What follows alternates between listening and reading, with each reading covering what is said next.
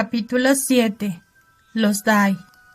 La funeraria Dye se encontraba en el cruce perfecto entre las calles Corley y Cobblemire. Estaba ahí, paciente, como un viejo guarda que vigilaba la esquina, cerniéndose sobre el resto del pueblecito de Miremont en Carolina del Sur, como una parca benévola. Tenía la altura justa y estaba justo en el centro de la parcela, con el mismo aspecto de siempre, vieja, estoica y firme. La funeraria había sido un establecimiento fundamental de Miremont durante el último siglo, legada de un Dye a otro y a otro, con amor y cariño. En el pueblo, todo el mundo sabía quiénes eran los Dye. Conocían a Javier y a Isabella Dye, mis padres, y sabían que les encantaba su trabajo, y nos conocían a nosotros, los hijos, Florence, Carver y Alice Dye, a los que no nos gustaba la funeraria tantísimo como a nuestros padres, pero sí lo suficiente. Los Dye trabajábamos con la muerte como los contables trabajaban con el dinero y los abogados con sus honorarios. Y, por eso, los Dye no éramos como las otras personas en Miremont. Todo el mundo decía que, cuando un Dye nacía, ya salía vestido de luto. Tratábamos la muerte con la celebración que la mayoría de la gente reservaba para la vida. Nadie entendía a mi familia, al menos no de verdad, ni siquiera yo sinceramente. Pero cuando llegaba el momento, en el pueblo todo el mundo coincidía en que prefería que lo enterrara un Dye a cualquier otra persona del mundo. Yo no pensaba que volvería a Miremont, no así, con una maleta de mano y una mochila con el portátil y un cepillo de dientes. Mi pueblo estaba situado entre Grenville y Asheville, tan cerca de la frontera estatal que podía subir al risco, escupir y que el escupitajo llegase a Carolina del Norte. Era el paradigma de estar en medio de la nada, y antes me encantaba. Pero de eso hacía mucho tiempo. No sabía cómo. Había conseguido que un Uber me llevase de Charlotte Miremont, y cuando el Prius avanzó por Main Street, estaba igual que la recordaba. En Carolina del Sur hacía más calor que Nueva York. Los perales de flor que habían plantados a lo largo de la calle ya desplegaban las hojas verdes y tenían motitas blancas por las flores. El sol se había puesto, pero los rojos y naranjas todavía teñían el horizonte como si fuera un cuadro de acuarela, y mi padre estaba muerto. Era raro cómo parecía el pensamiento así, sin más. El avión que había cogido estaba casi vacío y nos dieron pretzels, y mi padre estaba muerto. El Uber olía a incienso de lavanda para esconder el olor a hierba, y mi padre estaba muerto. Llevaba ya 10 minutos plantada delante de las escaleras de la funeraria Dye, observando, al otro lado de las ventanas de las que emanaba luz, las figuras que entraban y salían de las salas, con menos frecuencia cada vez porque había empezado la lectura del testamento, y mi padre estaba muerto. La funeraria era una mansión victoriana renovada, pintada de blanco cada verano para que pareciese nueva y fantasmal, para cualquier feliz aparición que decidiese visitarla. Las tejas eran de un color de obsidiana oscuro y, cuando los rayos del sol llegaban en el ángulo correcto, brillaban como arena negra. El enladrillado de los cimientos era rojo y naranja descolorido, y las barandillas de hierro forjado dibujaban patrones curvos y mortíferos en las ventanas y los tragaluces superiores. En San Valentín estaba decorada con corazones de papel y globos rojos y rosas.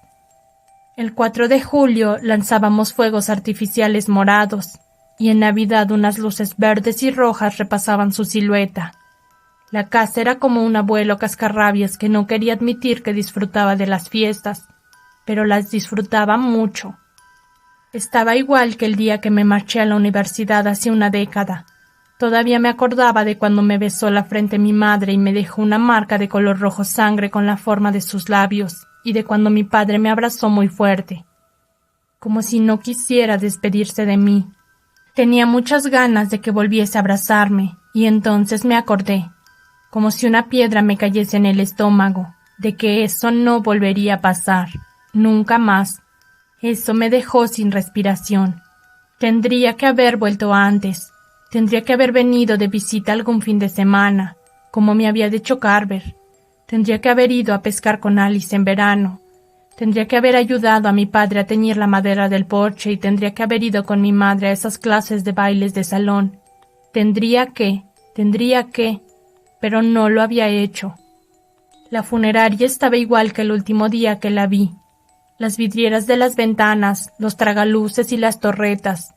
Pero, mientras estaba plantada en el porche reuniendo valor para entrar, vi que algo no iba bien. Mi padre no estaba, y había cuervos posados en las ramas del árbol muerto que había al lado de la casa, graznando, incitándome a entrar.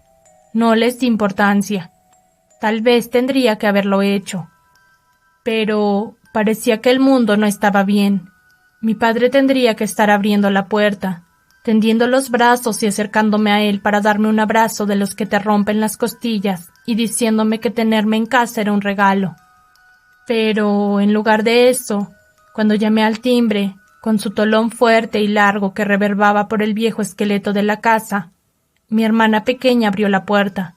Se había cortado su pelo negro desde la última vez que la había visto, y los dilatadores que llevaba en las orejas eran algo más grandes, pero no se había pintado la raya de ojos obscura y gótica que solía llevar. O tal vez se le había borrado con las lágrimas. «Ah, ¿eres tú?», me saludó Alice, abriendo más la puerta para que pasara con la maleta, y se echó hacia atrás en el recibidor. «Hola a ti también».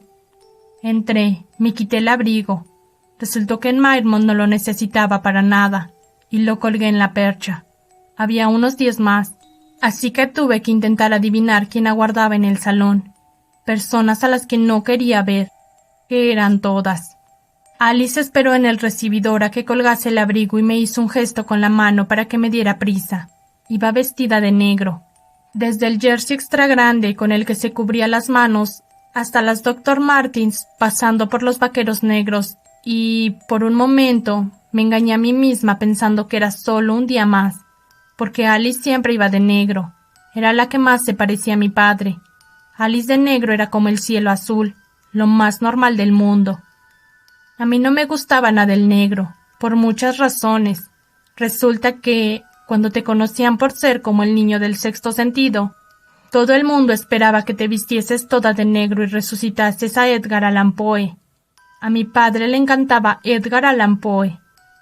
No lo pienses, respiré hondo. Me alicé la parte delantera de la blusa azul claro que llevaba puesta y seguí a mi hermana pequeña hacia el salón más grande de la funeraria. El interior estaba acabado con majestuosos suelos de roble y un viejo papel pintado rojo con estampado floral.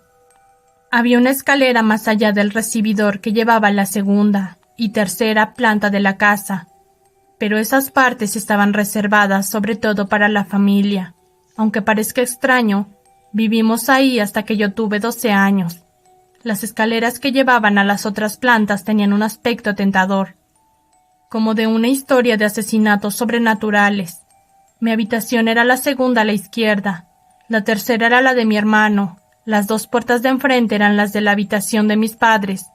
También había un baño con una bañera con patas y un despachito. Y Alice tenía la tercera planta entera, que era una sola estancia para ella. Ahora, todas las habitaciones estaban vacías, llenas de decoraciones y muebles de sobra, polvorientos y olvidados. Yo conocía cada tabla del suelo que chirriaba, cada bisagra oxidada. Había lámparas eléctricas en las paredes que emitían un leve fulgor amarillento. En la planta baja, la parte de la casa que correspondía a la funeraria, había 3 salones. El más grande estaba a la izquierda y era donde se suponía que me esperaba todo el mundo. Había otro más pequeño a la derecha, junto a las escaleras, y otro más al lado. Más allá del tercer salón, había una cocina con fogones de gas y un suelo de azulejos viejos, y, enfrente de ella, estaba la puerta que llevaba al sótano. Mi padre hacía bromas sobre tener cadáveres escondidos, porque, en pocas palabras, los teníamos. Preparaba los cuerpos y yo había bajado ahí algunas veces, pero no las suficientes para haber pensado mucho en ello. A mí no me gustaban demasiado los cadáveres, pero a Alice sí, y siempre había disfrutado ver trabajar a nuestro padre. Me pregunté, ausente, si ella sería la que lo preparase. «Me sorprende que hayas vuelto», dijo Alice con la voz fría. y señaló hacia el salón más grande, el rojo. Ya casi hemos terminado. Perdón, se ha retrasado el vuelo. Ya. Me dio la espalda y fue a ponerse al lado de mi madre. Yo solté una larga exhalación. Alice y yo no siempre tuvimos una relación tan hostil. Cuando éramos niñas me seguía a todas partes, pero ya no lo éramos. Y mi padre estaba muerto. La señora Williams, una mujer negra con el pelo afro corto, ya estaba leyendo el testamento con las gafas de color amarillo chillón en la parte baja de la nariz cuando pasé al salón y me detuve en la entrada. Karen Williams había sido la única abogada de Myrmont desde que yo tenía recuerdos. Fui al instituto con su hija, que terminó casándose con un amigo mío, Shebourne Garrett, el cuidador del cementerio del pueblo. Al lado de Shebourne, que estaba sentado en un sillón, estaba Carver con su novio, Nicky. Los padres de mi madre vivían en una residencia de ancianos en Florida, así que dudaba que fuesen a hacer el viaje, y los de mi padre fallecieron cuando yo era muy pequeña, de modo que ya estábamos todos. Mi familia. Me dio un vuelco el corazón, se me llenó de emoción. Se me quedó vacío y lo sentí raro. Me parecía horrible que estuviésemos ahí, reunidos en un sillón que olía a rosas y a un rastro muy débil, casi imperceptible de formaldehído sin mi padre. Mi madre levantó la mirada del regazo cuando entré en el salón y se puso en pie de inmediato. «¡Cariño!», gritó, abriendo los brazos, y corrió hacia mí. Me envolvió en un abrazo tan fuerte que sentí que se me iban a romper las costillas, y yo enterré la cara en su cálido jersey naranja. Olía a perfume de manzanas y rosas, el olor de mi infancia, rodillas peladas y tortitas en la mesa de la cocina, y domingos en la biblioteca, sentada entre libros leyendo novelas románticas. Me abrazó tan fuerte que sentí como si cada hueso de mi cuerpo fuese un recuerdo al que ella necesitase aferrarse, para comprobar que todos seguían ahí, que seguían siendo reales. «Qué contenta estoy de que estés aquí», me dijo bajito y por fin me soltó. Me puso el pelo detrás de las orejas y vi que tenía los ojos algo húmedos. «Pero sigues hecha un saco de huesos. ¿Qué te dan para comer en Nueva York? ¿Lechuga y depresión?» «Más o menos», respondí, incapaz de esconder la risa. Me apretó las manos con fuerza y yo le devolví el apretón. «Siento llegar tarde». «¡Qué tontería! Ahora estábamos llegando a la mejor parte. ¿A que sí?»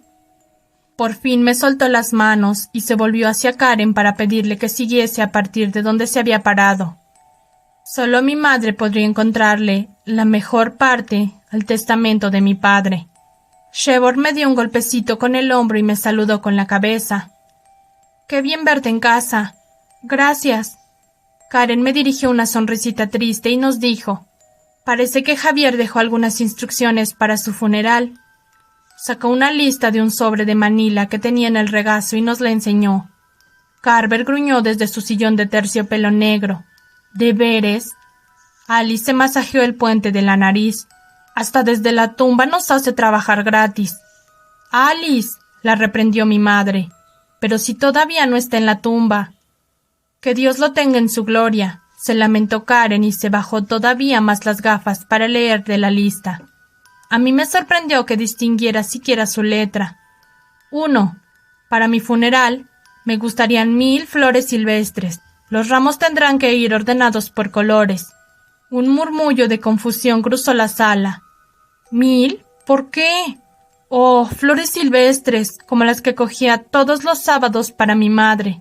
La miré y ella escondió una sonrisa mirándose el regazo. Alice y Carver estaban estupefactos por la petición. No se habían dado cuenta de su significado. Yo lo que no sabía era por qué tenían que ser 1000. 2. Quiero que Elvis cante en el funeral.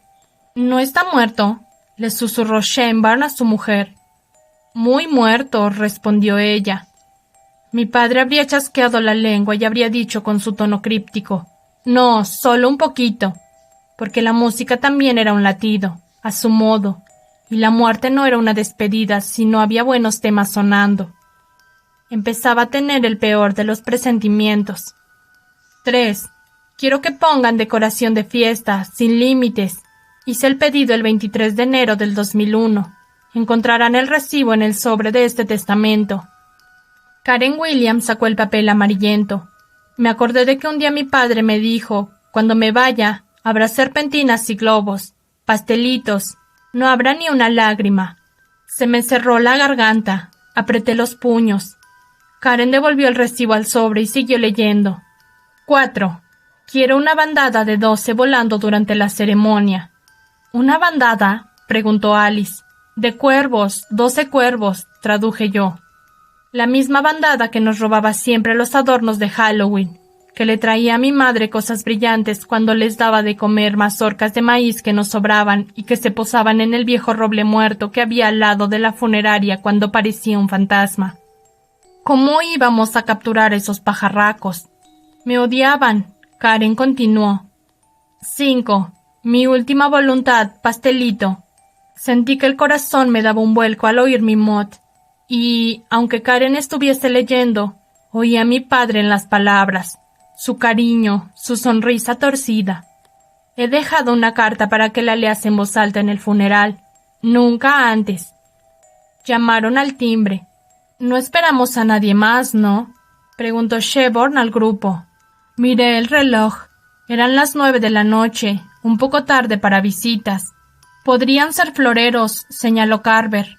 O puede que alguien esté haciendo campaña electoral para presentarse a la alcaldía, añadió Karen. Nuestro alcalde es un perro. ¿Quién querría presentarse contra un perro?, dijo mi madre. Florence, tú estás más cerca. Vale, respondí y fui hacia la puerta de casa para ver quién era. Una carta. ¿Qué tipo de carta querría mi padre que leyese en su funeral? No me gustaba cómo sonaba eso. Hasta donde yo sabía, podían ser historias vergonzosas de mi infancia que se había estado guardando para chantajearme un día. Como aquella vez que me metí una canica por una fosa nasal y, como no salía, me metí otra por el otro agujero por miedo a que la nariz se me quedase asimétrica. O la vez que Carver estaba jugando en un ataúd y se le cerró. O la vez que Alice pensó que era una bruja y reunió a todos los gatos callejeros del barrio para que fuesen sus mascotas, pero se comieron el canario del vecino. Mi padre era de esos, y, desde luego, era de los que prepararían una presentación de PowerPoint para acompañar la carta. Y eso me hizo echarlo de menos todavía más. No podía haberse ido, ¿verdad? A lo mejor seguía ahí, como fantasma, aguardando un poco más. Tenía asuntos pendientes, ¿no? No se había despedido. No podía ser que ya no estuviera.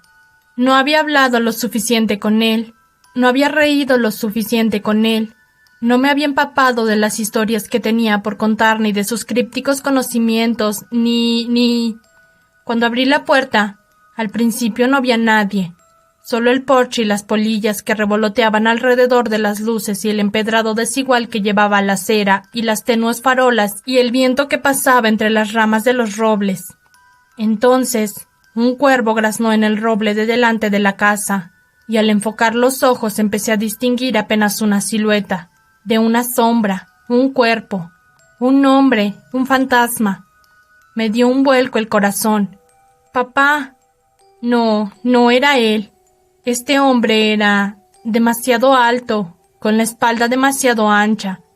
Poco a poco, como si se ajustase el enfoque de unos binóculos, la figura fue tomando forma hasta que casi lo vi bien, y alcé los ojos hacia la cara de aquel desconocido imponente, enmarcada por pelo oscuro y un mentón cincelado. Solo tardé un momento en reconocer quién era. Bueno, quién había sido. Me quedé un segundo en silencio.